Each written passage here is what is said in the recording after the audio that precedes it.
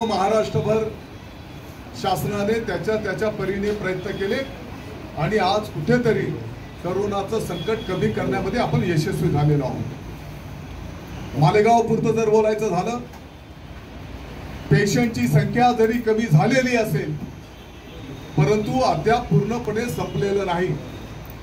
आणि म्हणून आज जर आपण मालेगाव सिव्हिल मधला जर आकडेवारी घेतली तर साधारणतः 60 ते 65 कोविड पेशंट्स आजही आपल्या मालेगावच्या सिव्हिल मध्ये ऍडमिट आहेत। काही 5-25 पेशंट्स आपले मसागाला आहेत। मला वाटतं काही 10-20 पेशंट आपले सहाराला आहेत। सिव्हिल हॉस्पिटलला जो आपला आयसीयू वॉर्ड आहे त्या वॉर्ड मध्ये आत्ताच्याही घडीला त्याची क्षमता 20 आहे। 20च्या 20 पेशंट्स सिरियस तिकडे ऍडमिट आहेत। याचा अर्थ की अजूनही गांभीर्य संपलेलं नाही। आणि म्हणून माझी आपल्याला कळकळीची विनंती आहे की या संदर्भामध्ये आपल्याला जागृत राहावं लागेल। मला याही गोष्टीची जाणीव आहे की खरीप हंगाम आता पाऊस पडला की पेरणीची लगबग सुरू होणार आहे, शेतीची कामं सुरू होतील, मग बियाणं लागणार, खते लागणार। या सर्व कामांच्या साठी त्या ठिकाणी शासनाने सवलत दिलेली आहे। या संबंधित असलेली सर्व दुकानं सुरू राहणार आहेत। मला वाटतं की आपण जर नियमांचं पालन केलं तर कदाचित आता जो काही पार्टली लॉकडाऊन आहे, कारण हा लॉकडाऊनचा निर्णय करीत असताना माननीय मुख्यमंत्री महोदयांच्या समोर अनेक अडचणी होत्या। एकीकडे पेशंट्सला बेड मिळत नाही, ऑक्सिजन मिळत नाही, जीव जात आहे अशी परिस्थिती, आणि दुसरीकडे लोकांची रोजीरोटी, त्यांचे व्यवहार, या दोन्ही संकटांमधनं मार्ग काढण्याचा माननीय मुख्यमंत्री महोदय उद्धवजी ठाकरे साहेबांनी प्रयत्न केला। आणि म्हणून मग 11 वाजेपर्यंत सगळं चालू राहील आणि मग 11 वाजेच्या नंतर लॉकडाऊन। ही पण वस्तुस्थिती आहे की अनेक हातावरचे जे लोक आहेत ज्यांची रोजीरोटी आहे, दुर्दैवाने काही प्रमाणात त्यांनाही याचा फटका बसलेला ही वस्तुस्थिती आहे। आणि म्हणून आम्ही काही जे काही छोटे छोटे स्टॉलधारक आहेत त्यांनी पार्सल, जेवणाचं पार्सल, मागची भूमिका ही आहे की आपण जर सर्व शहर तालुक्याने जर नियमांचं पालन केलं तर कदाचित ह्या 8 ते 15 दिवसामध्ये कोरोना आपण 2-5% आणू शकतो, 10%च्या आत आपण आणू शकतो। आणि तेवढं जर आपण कमी केला तर मग पूर्ण लॉकडाऊन जो आहे त्याचे निर्बंध सरकार त्या ठिकाणी उठवण्यामध्ये निर्णय करू शकतं। तर या संदर्भामध्ये आपण कार्यवाही करावी अशी माझी आपल्याला सर्वप्रथम विनंती आहे। दुसरी गोष्ट मला आपल्या कानावर घालायची आहे, महाराष्ट्र सरकारने एक अतिशय चांगला निर्णय केला। ज्या पद्धतीने भारत स्वतंत्र 15 ऑगस्ट आपण ध्वजारोहणचे कार्यक्रम करतो, भारतीय प्रजासत्ताक दिन 26 जानेवारी ज्या दिवशी डॉक्टर बाबासाहेब आंबेडकर साहेबांनी या देशाला स्वतंत्र घटना दिली, तो स्वातंत्र्य दिन आपण साजरा करतो। 1 मे महाराष्ट्राची निर्मिती झाली, तो महाराष्ट्र दिन आपण साजरा करतो। त्याच धर्तीवर आपल्या सरकारने एक क्रांतिकारी निर्णय केला। कालच्या 6 तारखेला छत्रपती शिवाजी महाराजांनी जे हिंदवी स्वराज्य स्थापन केलं, स्वराज्य स्थापन केलं, परकीयांच्या तावडीतून आपल्या महाराष्ट्राला मुक्त केलं, तो शिवराज्याभिषेक दिन महाराष्ट्र सरकारने काल संपूर्ण महाराष्ट्रामध्ये शासकीय इतमामामध्ये गुढी उभारून साजरा केला। याबद्दल मी महाराष्ट्र सरकारचं अभिनंदन करतो की पाठीमागच्या काही कालावधीमध्ये थोडीशी मरगळ आली होती, परंतु आता शिवसेना परत एकदा जोमाने कामाला लागलेली आहे। आणि प्रामुख्याने अवैध धंद्यांवर ज्या पद्धतीने शिवसेनेच्या वतीने बुलंद आवाज उठवला गेला त्या सर्व पदाधिकारी कार्यकर्त्यांचं मी अभिनंदन करतो.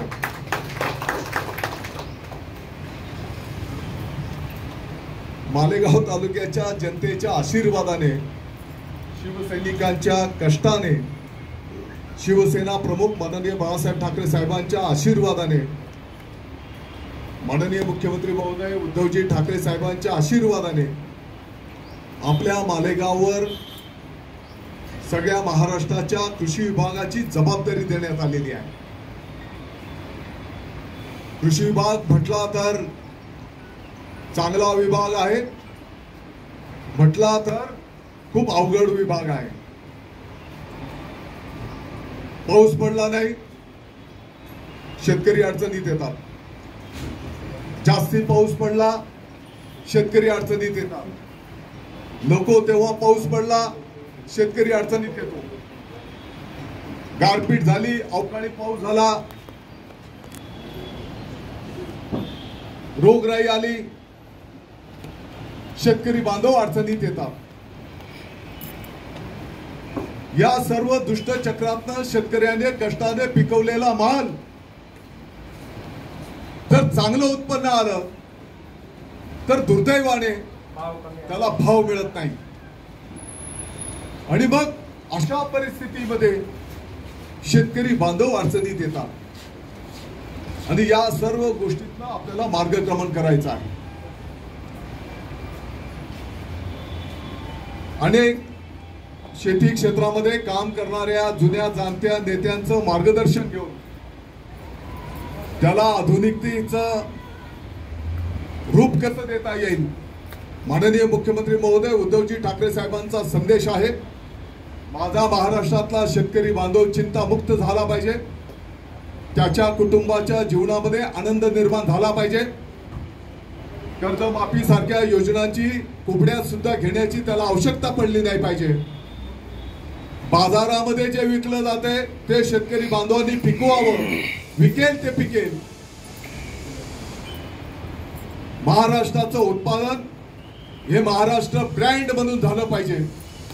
आणि त्या दृष्टिकोनातनं कृषी विभाग मार्गक्रमण करायला घेतो आहे. कृषी विभागाच्या पूर्ण टीमने जे काही छोटं मोठं नियोजन केलेलं आहे त्याचे रिझल्ट तुम्हाला येणाऱ्या वर्षभरामध्ये त्याची प्रत्यक्ष अंमलबजावणी त्या ठिकाणी दिसणार आहे. आणि त्याचे चांगले पडसाद सुद्धा तुम्हाला त्या ठिकाणी दिसणार आहे. आणि म्हणून त्या विषयावर तर एकदा करोना संपला की वर्षभरामध्ये काय काय काम केलं, मालेगावच्या साठी काय केलं, महाराष्ट्राच्या साठी काय केलं, त्याची माहिती सर्व शहरवासी तालुकावासियांच्या समोर आपण ठेवूच. परंतु आत्ताच्या घडीला माझ्या समोर अतिशय एक महत्वाचा तातडीचा विषय होता. आपण बघितलं असेल की या करोनाच्या कालावधीमध्ये अनेक लोकांना अनेक संकटांना सामना करावा लागला. आणि म्हणून मागच्या काही महिन्यांच्या कालावधीमध्ये कमी अधिक प्रमाणात आपल्याला सगळ्यांना छोटे मोठे अनुभव आलेले आहेत. एक दोन अनुभव आपल्या समोर रुग्णांचे नातेवाईक ठेवतील आणि मग त्याच्या पुढचं एक 5 मिनिट मला माझ्या भावना तुमच्या समोर ठेवायच्या आहेत. आपल्या धांद्रीचे प्रशांत चव्हाण, त्यांचे वडील आजारी होते, ते त्यांच्या भावना आपल्या समोर ठेवतील. माझे वडील श्री जीवू भाऊराव चव्हाण, आम्ही एक शेतकरी कुटुंब आहोत. गेल्या 2 तारखेला 2/5/2021 ते 11/5/2021 या 9 दिवसाच्या कालावधीमध्ये माझ्या वडिलांना सुरुवातीला HRCT स्कॅनमध्ये 3% स्कोर दाखवण्यात आला होता. मग आम्ही 5 दिवस एका खाजगी हॉस्पिटलमध्ये आमच्या पद्धतीने हॉस्पिटलमध्ये न ट्रीटमेंट घेण्यापेक्षा ॲडमिट होण्यापेक्षा खाजगी हॉस्पिटलमध्ये मेडिसिन घेऊन जर आपण क्लिअर झालो तर बरं होईल बुवा. आर्थिक संकट याच्यामधून वाचण्यासाठी मी 5 दिवसाची ट्रीटमेंट डॉक्टर पुष्कर इंगळे यांच्याकडे घेतली. वडिलांबरोबर दुर्दैवाने आमच्या सर्व कुटुंबाला कोरोनाचा आघात झालेला होता. मला सुद्धा 5चा स्कोर आलेला होता. परंतु इंगळे सरांच्या ट्रीटमेंटने माझे सर्व कुटुंब 5 दिवसामध्ये कोरोनामुक्त झाले. परंतु वडिलांची शारीरिक क्षमता मला थोडीशी अशक्त वाटल्यामुळे मी त्यांना मालेगाव इथं आणलं व विंचूरकर डायग्नॉस्टिक सेंटरमध्ये त्यांचा CT स्कॅन केला. त्यावेळी मला त्या स्कॅनच्या रिपोर्टमधनं 13% इन्फेक्शन माझ्या वडिलांना दिसलं. वडिलांना आधीच किडनी, हार्ट, पित्ताशयात खडे आणि वय वर्ष 72 असल्यामुळे मी घाबरलो. म्हटलं हा जर 3चा 13 होतो तर 13चा 25 होण्याला वेळ लागणार नाही. मग मी निर्णय घेतला की आपण कुठेतरी ॲडमिट करू आणि वडिलांचा प्राण वाचवण्याचा प्रयत्न करू. सर्वसाधारण परिस्थिती आहे बांधवांनो. माझ्याजवळ 6 एकर जमीन आहे.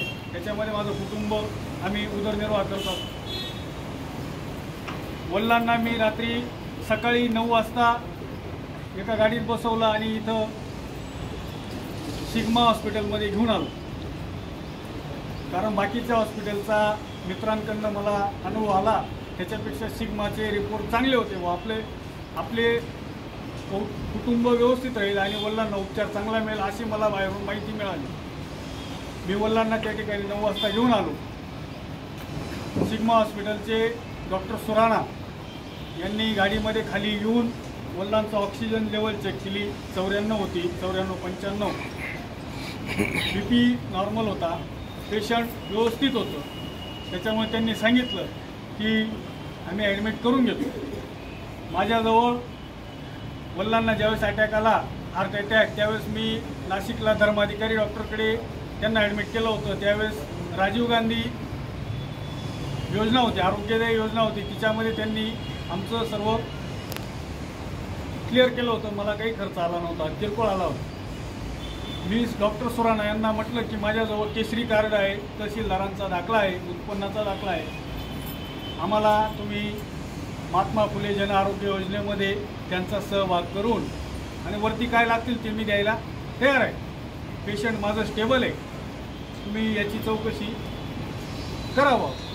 ते बोलले तुम्हाला जर ह्या गोष्टींचा लाभ घ्यायचा असेल तर तुम्ही महाराष्ट्र शासनाच्या सिव्हिल हॉस्पिटलमध्ये तुमच्या बापाला टाकून द्या, इथं उपचार होणार नाही. परिस्थिती गंभीर होती. लोक सांगायचे, मित्रपरिवार सांगायचा की एक दिवसामध्ये पेशंटची परिस्थिती खालावत जाते. मी छातीवर दगड ठेवून त्यांना सांगितलं की ठीक आहे, तुमच्याजवळ जर ह्या योजनेमध्ये मला लाभ मिळत नसेल तर मी खाजगीरित्या उपचार घेण्यास तयार आहे. त्या अटी शर्तीवर त्यांनी आपल्याला बेड उपलब्ध करून दिला. तरी होत नव्हता. दाभाडीचे आमचे मामेभाऊ आहेत शशी निकम व लखमापूरचे अनिल जाधव यांनी विशेष प्रयत्न करून आम्हाला बेड उपलब्ध करून दिला. आम्ही तिथं ॲडमिट केलं. ॲडमिट केल्यानंतर 2 तासात त्यांनी मला डिपॉझिट भरण्यास सांगितलं. मी माझ्या घरामध्ये मित्रपरिवारामध्ये जेवढं काही होतं ते माझ्याजवळ बिल देईल, पावत्या आहेत सर्व. जवळजवळ 1,70,000 रुपये मी त्यांना डिपॉझिट दिलं आणि वडिलांचं 9 दिवसाचं ॲडमिशन पूर्ण केलं. परंतु इतर पेशंटचा अनुभव पाहता त्यांनी मला सांगितलं की इथं 20-30 हजार रुपये, 50 हजारपर्यंत पर डे खर्च आहे. मग मी एक सरासरी म्हणून 30,000 रुपये पर डे पकडला. माझी परिस्थिती 2,70,000 ते 3 लाखापर्यंत होती. मी त्यांना सांगितलं की मला डिस्चार्ज द्या. वडिलांना नाही बरं वाटतंय, कुठं का होईना मी बोललो त्यांच्याशी, मला डिस्चार्ज द्या, मी घरी येऊन जाऊ. रात्री 9 वाजेपर्यंत माझ्याकडनं बिलाची संपूर्ण रक्कम वसूल केल्याशिवाय त्यांनी पेशंटला डिस्चार्ज दिला नाही. व एक कानमंत्र दिला की तुम्ही कसमादेमधले आहे, लखमापूरचे आहे. लखमापूर म्हणजे राजकारणाचा एक केंद्रबिंदू आहे. तर तुम्ही याची वाच्यता कोणाजवळ करू नका. आम्ही तुम्हाला नंतर होणाऱ्या शासकीय योजनांचा फायदा करून देऊ. पण मी एक डोळ्यासमोर उद्दिष्ट ठेवलं. वडील चांगले झाले, 3 लाख रुपयाचा विषय नाही. मी त्यांना घरी घेऊन गेलो. आपल्या हिंदू संस्कृतीप्रमाणे मी त्यांची पूजा अर्चा, केक कापणं, नातवंडांबरोबर बसून जेवण केलं. परंतु 1 तासानंतर वडिलांना ब्लडच्या ओमेट व्हायला सुरुवात झाली. रक्ताच्या ओमेट झाल्या, 3-4 ओमेट झाल्या. मी त्यांना रात्रीचे फोन लावले, त्यांनी माझा फोन रिसिव्ह केला नाही. शेवटी 11 वाजता त्यांनी माझा फोन रिसिव्ह केला आणि तुमचं म्हणणं सकाळी मांडा, पेशंटला त्रास होत असेल, तुम्ही आता तुमच्या पद्धतीने हे करा आणि सकाळी तुम्ही ॲडमिट करा. पुन्हा मी त्या 5 तासानंतर पुन्हा माझं पेशंट ॲडमिट केलं. सकाळी आणखी आणून 6 वाजेपर्यंत मी जागून काढली रात्र. पूर्ण माझा 10 बाय 10ची खोली आहे. वडिलांनी पलंगावरूनच ओमेट केली. माझ्यावर, कपड्यांवर सर्व ब्लडचं झालं. माझ्याजवळ फोटोसुद्धा आहेत.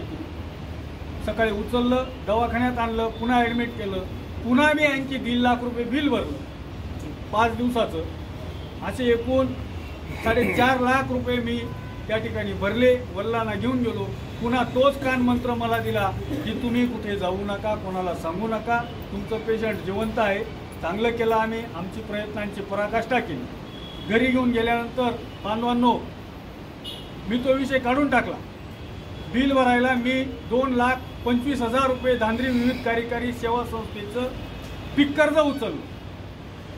त्या ठिकाणी माझे भाऊ त्या ठिकाणी चेअरमन आहे संस्थेचे. त्यांच्या विनवण्या केल्या. NDCC बँकेची फार काही आर्थिक स्थिती नाही आहे, पण कोर साहेब वगैरे त्यांनी मला मदत केली. तुमचं दवाखान्याचं काम आहे, तुम्ही दरवर्षी कर्ज पुरवठा घेतात, परतफेड करतात, तुमची पत चांगली आहे. मला 2,25,000 रुपये त्यांनी पीक कर्ज दिलं. ते पैसे मी इथं भरले, माझ्याकडे तो सुद्धा पुरावा आहे. ते झाल्यानंतर घरी गेलो. मी बिल 1 रुपया कमी केलं नाही, जास्त नाही. आमची रुटीन लागली. परंतु 4-5 दिवसामध्ये सोशल मीडियाच्या माध्यमातून वंदनीय साहेबांचा व्हिडिओ आम्ही बघितला. माझा मित्रपरिवार खूप मोठा आहे. त्यांना सर्वांना माहिती होतं की याचे वडील आजारी होते. यांनी इतक्या कष्टातून त्यांचं बिल भरलं. याच्या अडीअडचणी, माझ्याजवळ बियाण्याला सुद्धा आज माझी शेती तयार करायला माझ्याजवळ पैसे नाहीत. माझी शेती अक्षरशः पडीत आहे आणि बियाण्याला पैसे नाही. पण वडील वाचले, 1 वर्ष पडीत राही, बाजरी पडेल जगत, खावानीन जगा. पण साहेबांचा व्हिडिओ बघितल्यानंतर मनाला एक खूप चांगलं वाटलं. मला एक सांगायचं आहे, त्याच्यामध्ये मला एक फोन आला डॉक्टर सुराणाचा परवाच्या दिवशी 4 वाजता की आम्ही तुम्हाला 20-25,000 रुपये देतो, तुम्ही तुमचं बिल घेऊन आणि हॉस्पिटलला या, तुमचं बिल आम्ही जमा करू. आमचं काय म्हणतात सर, नगरपालिकेचं ऑडिट चालू आहे. त्या ऑडिटमुळे आम्ही तुम्हाला 20 ते 25,000 रुपये तुम्हाला मदत देतो. तुम्ही बिल जमा करा आणि कुठल्याही प्रकारची वाच्यता करू नका. तुम्हाला तुमच्या प्रपंचाला कामात येतील. तर प्रत्येकाला देऊन माझ्या नातेवाईकांना पण दिले. माझा एक चुलत भाऊ होता, त्याचंसुद्धा 2,35,000 रुपये बिल घेतलं आणि डेड बॉडी काढल्यानंतर 7,000 रुपये घेतले त्याचे स्मशानभूमीचे. गणेश खुशाल चव्हाण पेशंटचं नाव होतं. असा प्रकार आहे बांधवांनो. साहेबांचा व्हिडिओ बघितला, मनाला थोडंसं बरं वाटलं आणि त्या 20-25,000 रुपयाला आपण भीक घातली नाही. माझ्यासारखे हजारो रुग्ण या व्यथेतून जात आहेत. आपल्या घरामध्ये किती पैसा राहिला पण ऐनवेळी उपलब्ध होत नाही, म्हणून मी त्या पैशाला किंमत दिली नाही. जर माझ्या या मुलाखतीने जर समाज जागृत होत असेल, साहेबांच्या कामाला जर हातभार लागत असेल, तर मी त्या सर्व गोष्टींना तयार आहे. धन्यवाद. व्यथा मांडली. आपण परवा मागच्या आठवड्यामध्ये जे काही त्या रुग्णालयामध्ये मी स्वतः गेलो होतो आणि मीडियामधनं बातमी प्रसारित झाल्याच्या नंतर ते आपल्या ऑफिसला आले होते. त्या मी मुद्दामून त्यांना तुमच्या समोर बोलायला सांगितलं. हे काही प्लॅनिंग बिनिंग करून हा काही विषय नाही. कोंढऱ्याचा साहेब आलाय का? पेशंटचे त्याचे मुलगा इकडे थोडं पत्रकार साहेब थोडं पदाधिकारी गेल्या 20-25 वर्षांच्या पासून शिवसेनेचं कार्य करतो. त्या गावाच्या जनतेच्या आशीर्वादाने त्यांच्या पत्नी आता तिथं सरपंच आहेत, शिवसेनेच्या सरपंच आहेत.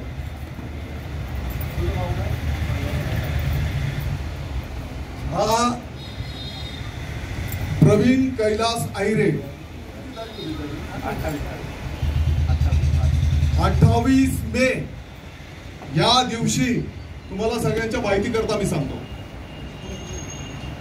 माझे मित्र माननीय अजय बाबा बच्छाव यांच्या मुलाच्या लग्नाच्या साठी मी इगतपुरीला होतो. इगतपुरीला असताना मला साहेबूचा फोन आला की दादा भाऊ, आमचं एक पेशंट असं सिरियस आहे, काही दिवसांपासून ते या रुग्णालयामध्ये ऍडमिट आहे आणि त्या रुग्णालयामध्ये अजूनही ते बरं होत नाही, तर आम्ही त्याला दुसरीकडे शिफ्ट करायला बोलतो. तर ऑलरेडी 80,000 रुपये त्याच्या पावत्या पण आहे. 80,000 रुपये आम्ही डिपॉझिट दिलेलं आहे आणि त्याच्यानंतर मेडिकलचे 70,000 रुपये डिपॉझिट दिलेलं आहे आणि त्याच्या उपरही किती बिल काढलं होतं?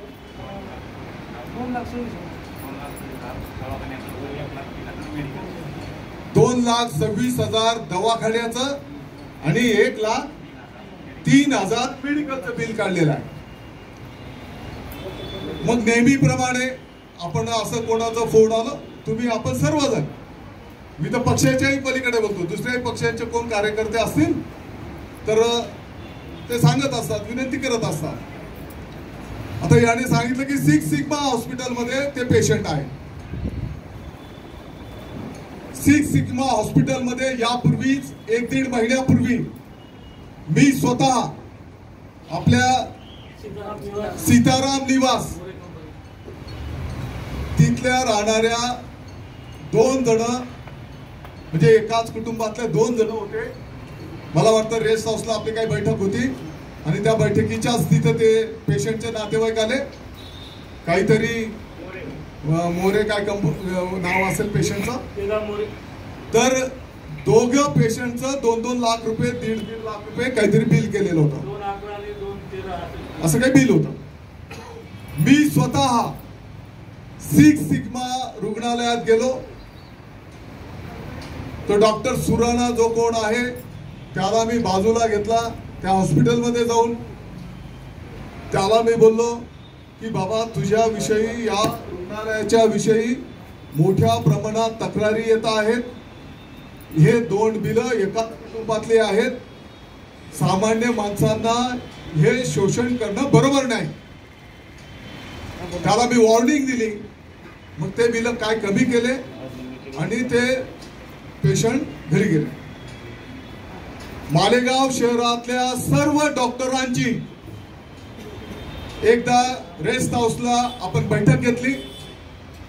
त्या बैठकीमध्ये सर्व डॉक्टरांना विनंती केली, उपचाराच्या संदर्भात चर्चा केल्या. बिल, आपल्या तालुक्यातल्या जनतेची परिस्थिती, शहरातल्या लोकांची परिस्थिती आर्थिक नाजूक आहे. बिलांच्या संदर्भामध्ये थोडंसं सहानुभूतीपूर्वक वागत चला, असं विनंती मी स्वतः सर्व डॉक्टरांना केली. मला वाटतं महिन्याभराची 3 आठवड्या 4 आठवड्यापूर्वीची ही गोष्ट आहे. तुम्ही सगळ्या शहरातल्या डॉक्टरांना विचारू शकता. त्या बैठकीमध्ये सुद्धा मी पर्टिक्युलर या डॉक्टरला उद्देशून सांगितलं की जे काही असं होत आहे ते बरोबर नाही. आता ह्या 28 तारखेला मी इगतपुरीला होतो. इगतपुरीला यांचा मला फोन आला. मग मी आपल्या ऑफिसला फोन केला. आपल्या ऑफिसचा विश्वास आबाला यांच्या सोबत दिला. डॉक्टरांना जाऊन सांग की बिल कमी करा. विश्वास आबा त्यांच्या सोबत डॉक्टरांकडे गेला. मग डॉक्टरांशी चर्चा विनिमय काय केला, त्या डॉक्टरने म्हणजे पहिलेचे 80,000, मग काय यांची काय चर्चा विनिमय झाला आणि मग काय 50,000 रुपये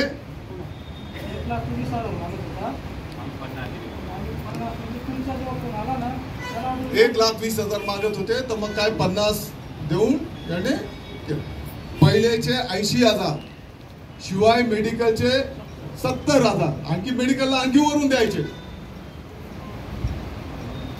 मग मला वाटतं की आबा गेला, यांची काही चर्चा झाली, यांचा प्रश्न मार्गी लागला. आता विषय असा होता की मी परत येत असताना जस्ट एक अर्ध्या 15-20 मिनिटानंतर अर्ध्या तासाने मी फोन केला,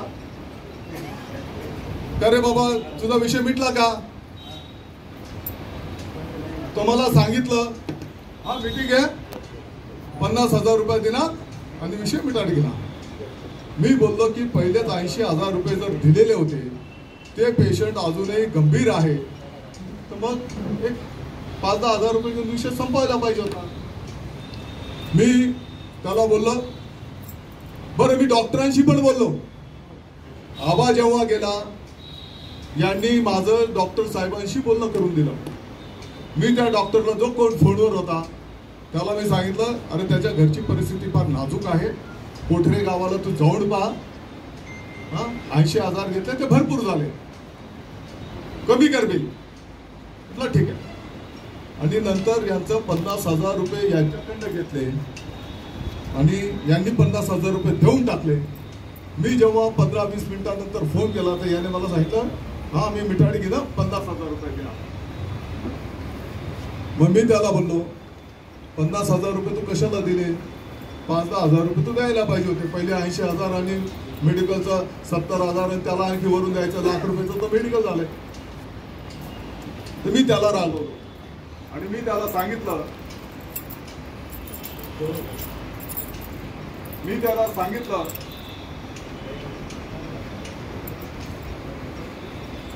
का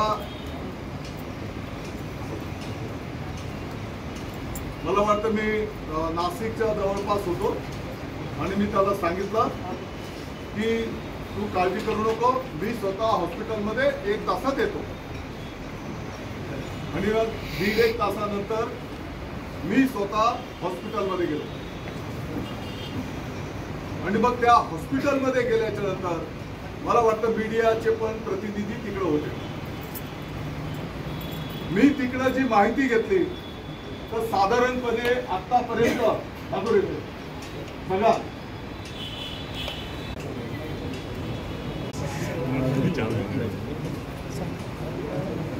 मग मी जेव्हा तिकडं स्वतः गेलो,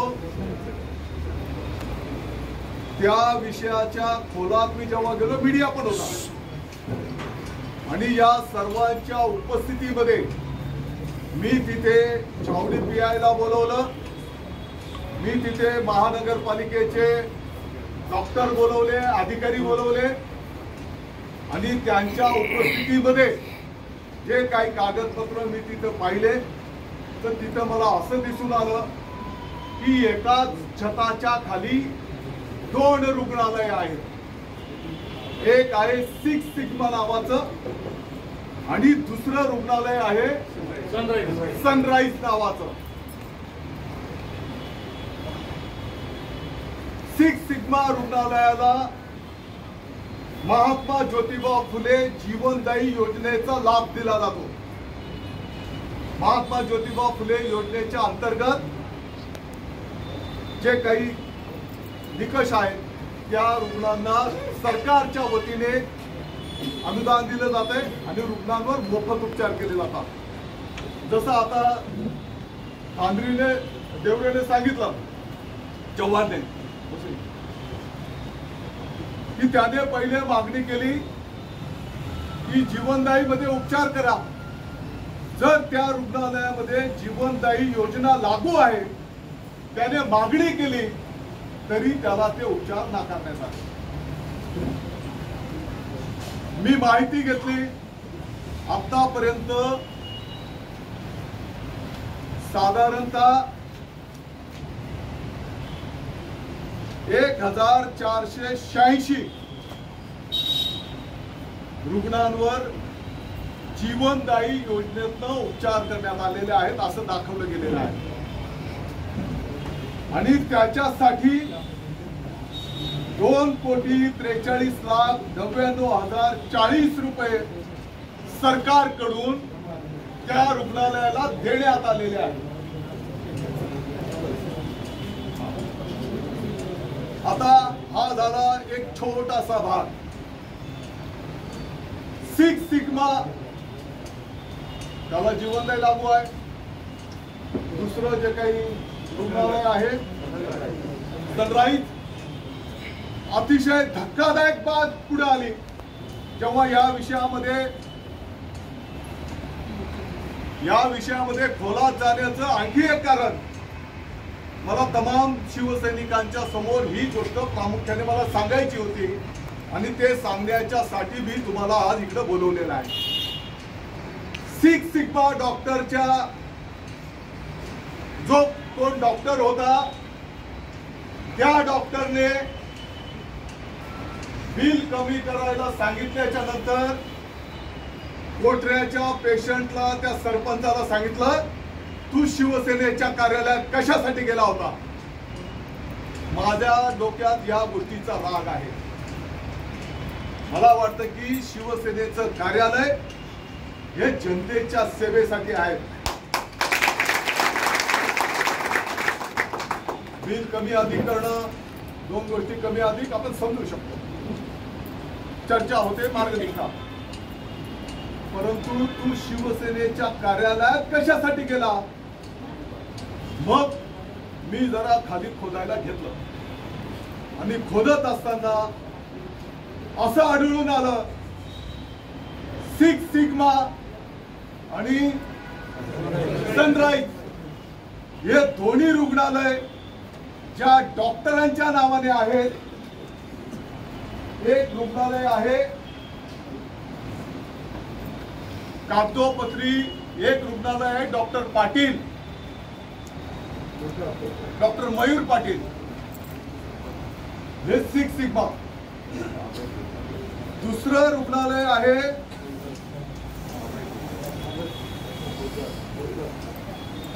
डॉक्टर अभय पोद्दार. डॉक्टर मयूर पाटील साहेबांच्या नावाचं जे रुग्णालय आहे सनराईज. डॉक्टर मयूर पाटील म्हणजे डॉक्टर सुधाकर देवरे साहेबांचे हे चिरंजीव, जे MBBS झाल्याच्या नंतर आताच्या काही वर्षाच्या पासून धुळ्याच्या MS करण्याच्यासाठी ते तिकडे कॉलेज आहे, शिफ्ट आहे. मला अशी माहिती मिळाली की त्यांचे खोटे कागदपत्र वापरून हे रुग्णालय चालू आहे. दुसरं जे रुग्णालय निघालं doctor Abhay Poddar, six sigma Medicare and research centre. हे डॉक्टर अभय पोद्दार हे महाराष्ट्राच्या आरोग्य विभागाच्या आपल्या दाभाडी रुग्णालयामध्ये गेल्या अनेक वर्षांच्या पासून शासकीय सेवेमध्ये आहेत. त्यांच्या नावाने खासगी रुग्णालय असू शकत नाही असं कायदा बोलतो. आणि मग याचं सगळं आता कागदपत्र अमुक त्याचं सगळं आता आम्ही गोळा करायला येतो.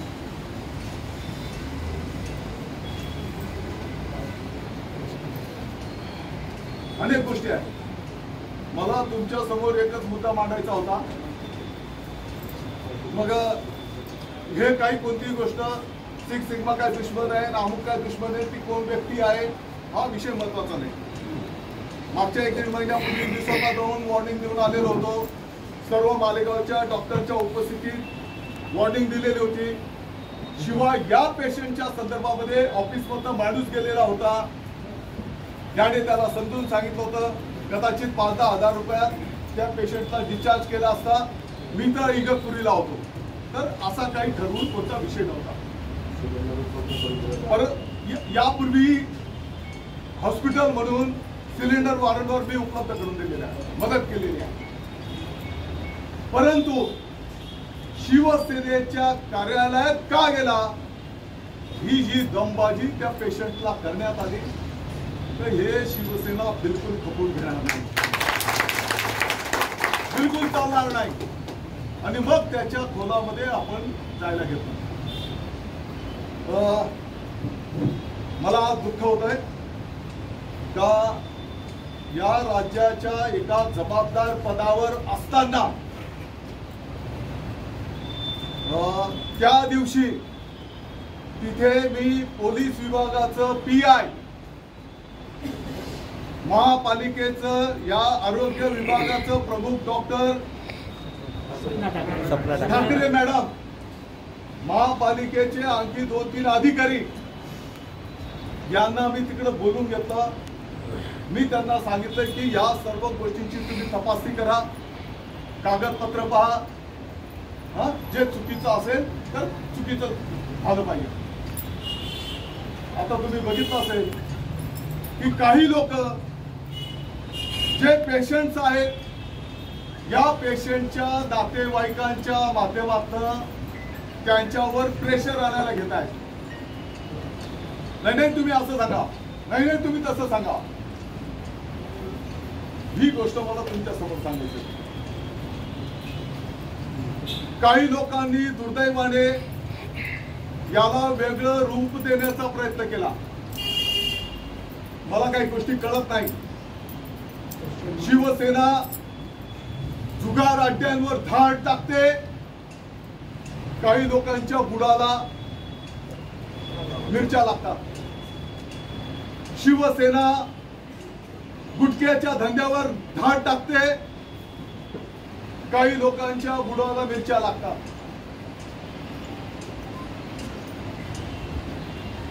शिवसेनेने महिलांच्या संदर्भात चुकीच्या बाबी चालू होत्या, तिकडे धाड टाकली, काही लोकांना बुडाला मिरच्या लागल्या.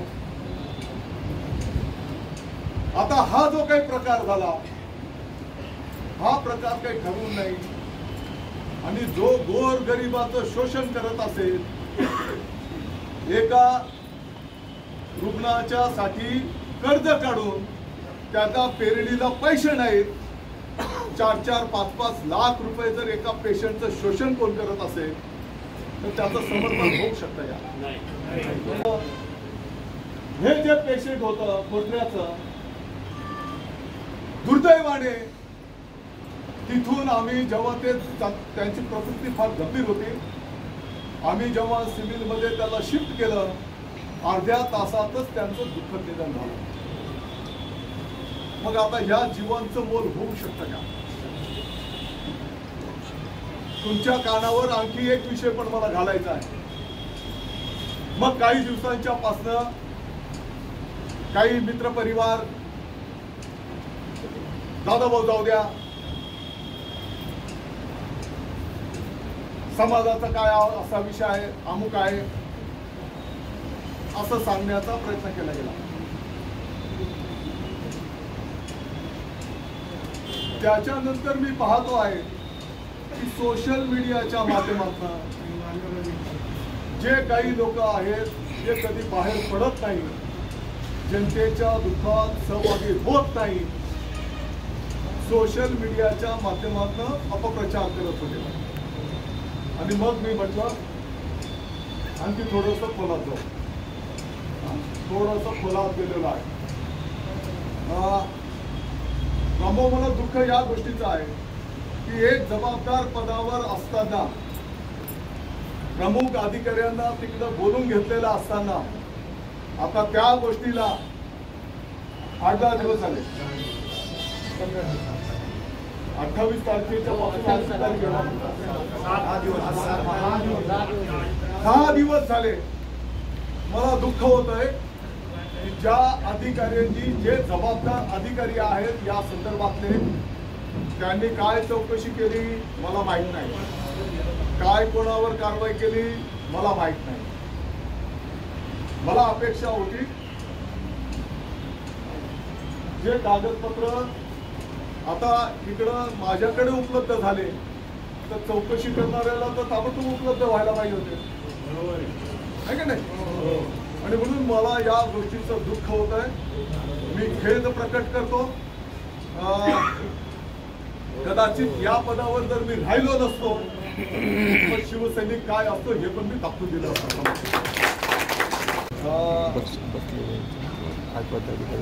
मला वाटतं की काय ना काहीतरी मला करावं लागेल. जोडत नाही मी, जोडत नाही, परंतु आपलं झालं असेल तर 2 ट्रिक सूचना. मंत्री महोदय आणि सर्व शिवसैनिक ज्येष्ठ श्रेष्ठ, कोरोनाच्या या काळामध्ये माननीय आपले सर्वांचे लाडके दादासाहेबांनी आटोकाट प्रयत्न केले. पेशंटला जाऊन त्यांच्या शेजारी जाऊन त्याची विचारपूस केली. इतकंच नव्हे तर त्यांच्या मुलाचं हळदीच्या दिवशी सारा हॉस्पिटलमधून फोन आला. ती हळद सोडून त्यांनी ते त्या साराला गेले आणि तिथे त्या पेशंटला सारा दिला. लग्नाच्या दिवशी बी तीच परिस्थिती. आणि हे सर्व होत असताना साहेब, शिवसेना आपण जसे आदेश केले त्या आदेशाप्रमाणे तमाम शिवसैनिकांनी सर्व पेशंटची सेवा करण्याचा आटोकाट प्रयत्न केलेला होता. हे होत असताना मग तो जातीचा कोणीही असो, तो डॉक्टर, त्याशी आपल्याला काही घेणं देणं नाही आहे. परंतु हे हॉस्पिटल जे हे हॉस्पिटल यांनी कत्तलखाना करून ठेवलेले साहेब. आणि म्हणून आव्हाच्या सव्वा बिलं घेऊन तरी लोकांची पिळवणूक छळवणूक करतायत. आपण महाराष्ट्र शासनाचे 3 नंबरच्या खात्याचे प्रमुख आहात. आपण आपल्या जागेवर बरोबर साहेब, परंतु शिवसैनिक म्हणून आम्हा सर्वांना तुम्ही मोबा देऊन टाका. यांच्या हॉस्पिटल नाही तर कोणाचंही हॉस्पिटल असो. रामभाऊ, जर याची पूर्ण चौकशी झाली नाही तर आंदोलन छेडू. तुमच्या माहितीसाठी सांगतो की साहेब, मला सुद्धा एकच घेण्याचा प्रयत्न या शिक्षकांनी केला गेला आहे. मी आज इथे सर्वांजवळ सांगतो, मनमाडचे कांतीलाल झाजेडे त्या सुराण्याचा कोणी नातेवाईक आहे, त्याचा मला फोन होता. रामभाऊ, काय तुम्हाला घ्यायचे तुम्ही घेऊन टाका, परंतु हे सर्व गप करा. गोरगरिबांनी जगायचं का नाही? तर मी असं सांगितलं, म्हटलं दादासाहेबांनी स्टिंग ऑपरेशन केलेले आणि झाजेड तू फोन ठेवून दे म्हटलं. आणि लगेच दुसऱ्या दिवशी दादासाहेबांचा मंत्रालयातून फोन आला की एक तक्रार दाखल करायची आहे. आणि राजेश टोपे साहेबांना मी माझ्या लेटर पॅडवर दादासाहेबांना एक पत्र दिलं आणि दुसरं राजेश टोपे साहेबांना दिलं. आणि ती मंत्रालयात दादासाहेबांच्या उपस्थितीमध्ये तक्रार दाखल केलेली आहे या सनराईजची आणि सशिकमाची.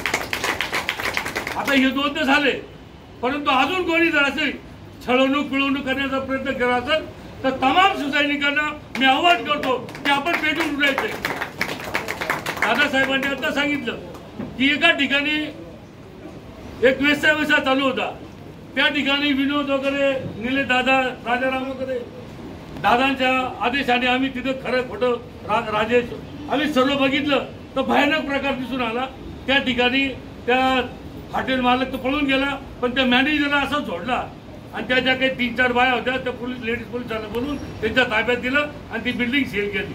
तर दादा जसे बोलले ना, त्यांच्या बुडावर तशी आग लागून गेली होती. आता आग लागो नाही तर त्यांची गाठ जळून जाऊ सगळ्यांची, पण आता सोडायचं नाही. आता हे सांगून ठेवतो, बोलताना चूक झाली. तत्पूर्वी तुम्ही जी खंत व्यक्त केली, या 2 हॉस्पिटलांना ज्या आरोग्य अधिकाऱ्यांनी परमिशन दिली, जो डॉक्टर तिथं शिकतोय, एक डॉक्टर सरकारी नोकरीला आहे, दोघांच्या नावाने खोटे लायसन दिले, 8 दिवस झाले, तत्पूर्वी त्या आरोग्य अधिकाऱ्यांनी काही कारवाई केली नाही. त्याला जोपर्यंत सस्पेंड करत नाही, मी ह्या क्षणापासून त्या शिक्षकांजवळ उपोषणाला जाऊन बसतोय. मरेपर्यंत तिथं बसल, जोपर्यंत आरोग्य अधिकारी सस्पेंड होत नाही तो आजच्या आज ज्या अधिकाऱ्यांनी परमिशन दिली असेल तो सस्पेंड झाला पाहिजे. शिवसैनिक पेटून नाही, आत्ता पेटलेला आहे आणि पेटणार. मी चाललो आता शिक्षण उपोषणाला. तुमच्या बरोबर सगळे पदाधिकारी. मला काही गोष्टी आपल्या समोर निदर्शनास आणून द्यायच्या होत्या.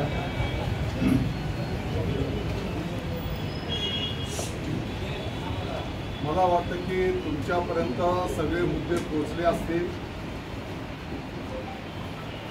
हा एक विषयापुरता मर्यादित विषय नाही.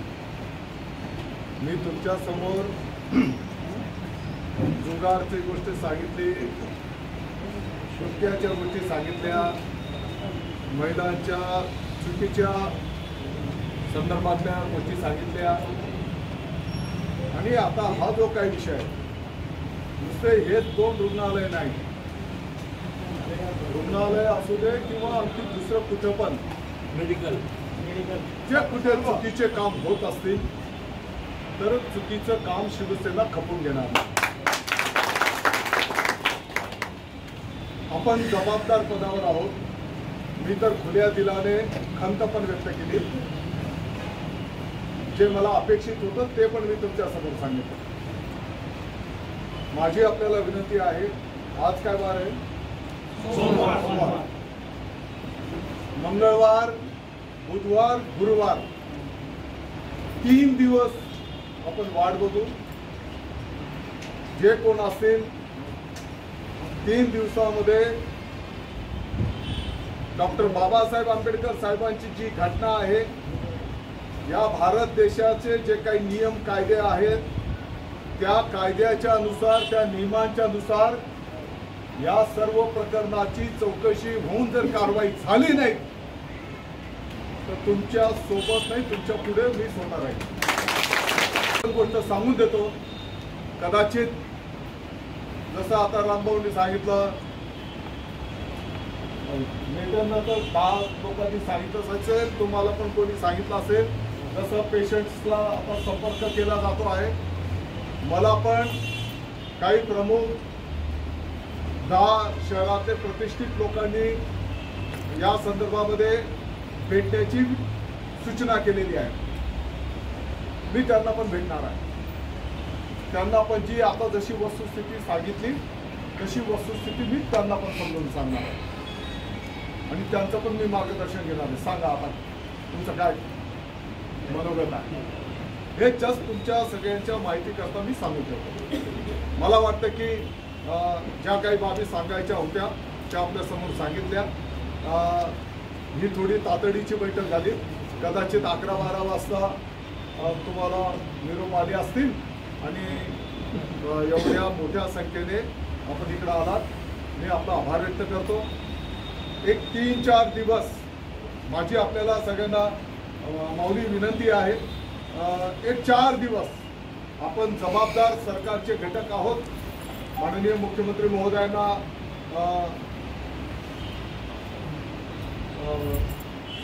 चुकीचं वाटेल असं आपल्याकडनं वर्तवणूक होऊ नये आणि म्हणून 4 दिवस आपण या संदर्भामध्ये संयम पाळू. नाही तर 4 दिवसाच्या नंतर कायद्याच्या चौकटीत याच्यात